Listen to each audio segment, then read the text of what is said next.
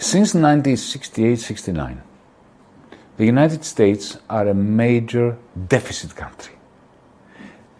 After the war, they were a surplus country in the 1950s because Europe was destroyed, China was nothing, Japan was occupied, right?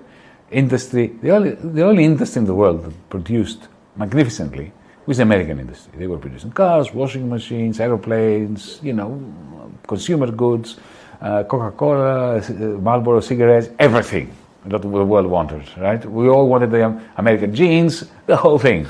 So they were a surplus country, right? Their great worry was, in 1948, 49, 50, how would they sell all this stuff? Right? This is similar to one of worry that, China has now. You have a lot of net exports which you rely on. How will you sell it? In the case of the United States was facing Europe and Japan that were destroyed. There was no money there. So what they did was they sent money. They dollarized Europe. They sent money to Europe, dollars, and to Japan. And that's how the Europeans and the Japanese bought American goods. So they sent the money went back to sell goods, and they kept full employment happening in the 1950s. So it was a surplus country. From 1969 onwards, it's no longer a surplus country, the United States. It goes into deficit. Let's not go into the reasons why. Just briefly, two reasons. One is the Vietnam War. They were spending for the war, and therefore the government was going into deficit. And that money was accumulating in America. The Americans were using it to buy Japanese cars and French wines. I'm just making it very simple, but that's more or less the story. And the second reason was because they had helped the German and the Japanese industries tool up, improve their efficiency and so on, so that in the end the German and the Japanese factories were more efficient than the American ones. Now, in 1971, the American government under President Nixon, to be precise on the 15th of August of 1971, decided to blow up the system they had created and essentially to stop dollarizing the rest of the world, to take the dollar away from the rest of the capitalist surrounding realm. And then they started doing something else. They used their deficit in order to create demand for the net exports of Japan, of Germany, of Italy, and eventually of China. So this is something that you can only do, however, if you own the one world currency, the dominant world currency. Because a country like Greece, a country like Germany, a country like China for that matter, if you are in deficit, at some point, how do you pay for your deficit?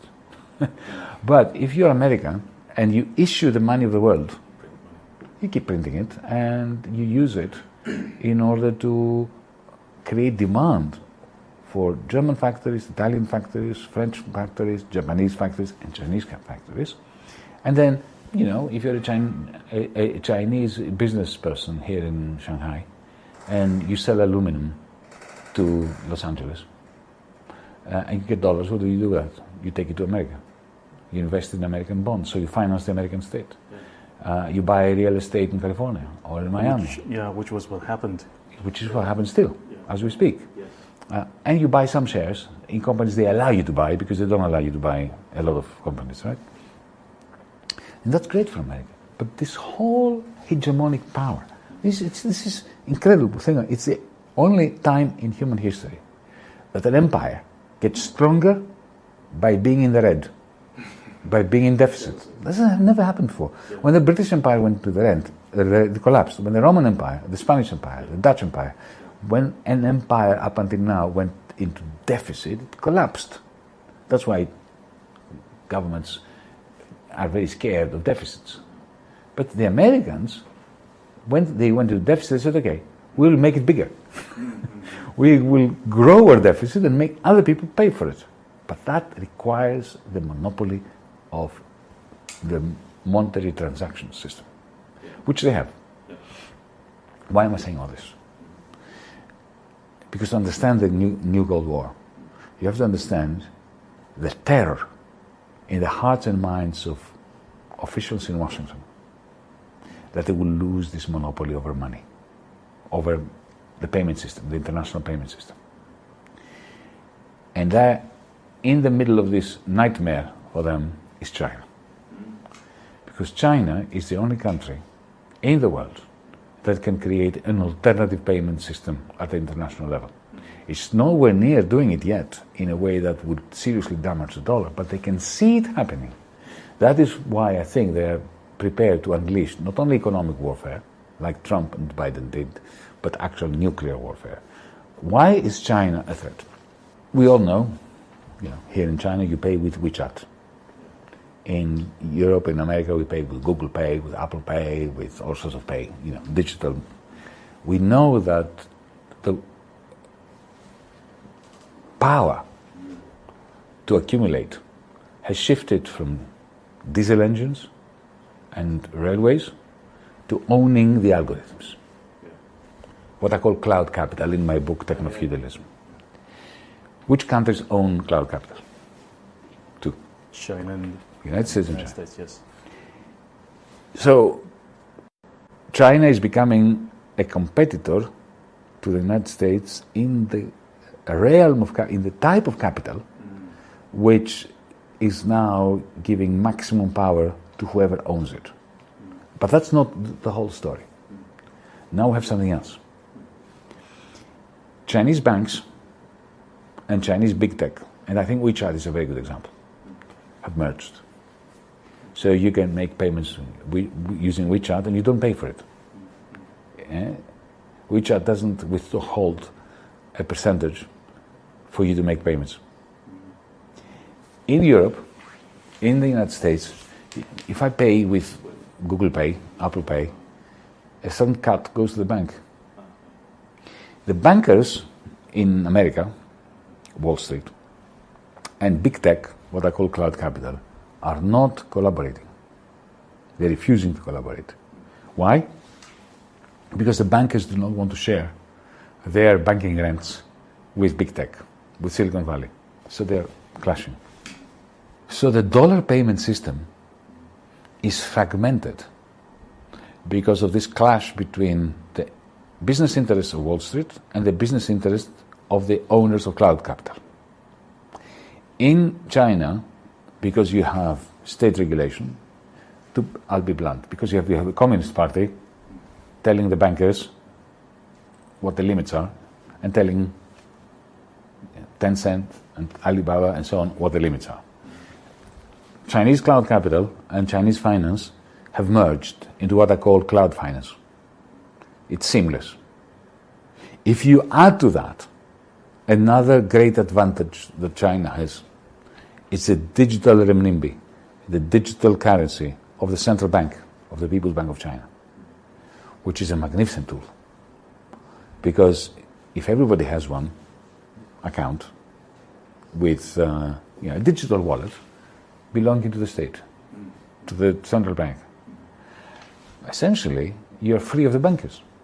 The bankers will have to find ways of convincing you to put money in the bank, right? Because you don't need them anymore. You can make transactions using the digital currency that the central bank gives you, right? So this really increases the efficiency of what I call cloud finance, creates competition for the bankers, and poses as an alternative to the dollar. Because think of it, take a German producer of some spare part. The example that I like to give, because it's a real example, is propellers, large propellers for ships that are built here in a shipyard near Shanghai somewhere. The metal, the aluminium or the steel is produced in China. It goes to Germany. There it becomes a propeller and comes back to China.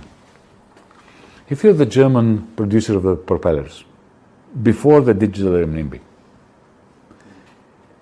you had to buy the metal from China, which means you would have to tell Deutsche Bank, to tell the Bundesbank, to tell the ECB, to tell the Fed, to tell the People's Bank of China, to tell the private banker here, to the producer of metal, that a certain amount of money has gone through. Every time, with every such node, you pay something, right? And you give control to the Americans. who are in the middle of this chain. And then when the metal comes and you produce the propeller and you send it back, the Chinese shipyard has to go through this whole process again to pay you. But with a digital account that the People's Bank of China produces, the German manufacturer can have an app also. It's not confined to Chinese citizens, right? And then you press one button and you pay, and the shipyard pays another button and gets paid. Of course, in renminbi, not in dollars. As long as the German manufacturer has business with China, maybe wants to buy a Chinese electric vehicle or Chinese solar panels, then why use the dollar system? That is a clear and present danger to the hegemony of the United States. For me, this is the reason why the new Cold War is being unleashed against China, because the Americans know, they're very smart people. They know that they are not hegemonic because they produce the best things. They don't produce anything anymore, right? They're very good with technology and with, NVIDIA and so on, but even they don't produce the microchips. Taiwan produces them. So they know that the manufacturing sector of China is twice the size of the American one, twice. So they know that if it comes to making things, they are not hegemonic. So why are they hegemonic? Not just the army, it's because they have the dollar as the monopoly. But they can see that the Chinese are now they've created a superhighway for money. It's not used very much. It's like building a 5-lane highway with very few cars, very little money going up and down. Okay, only 1% goes through this. But the war in Ukraine has created interest for this Chinese superhighway of money by Russians, by Saudis. Because, let's say you're a Saudi sheikh, right? And you have lots of oil money, petrodollars. You think the Americans confiscated $450 billion from the Russians. Well, maybe they won't like me to borrow, and maybe they will confiscate my dollars. So what you do is you don't put all your money in the Chinese superhighway, but you put some. You hedge your bets, right? The Americans see that, and suddenly they can see that their very old-fashioned, fragmented, backward payment system, which was the only one in the world, now has a superhighway competing with it. They are prepared to start a nuclear war to stop the shift, the transfer of funds, of transactions from their highway to the Chinese superhighway, because they know that the moment that transfer takes place, then American hegemony is finished.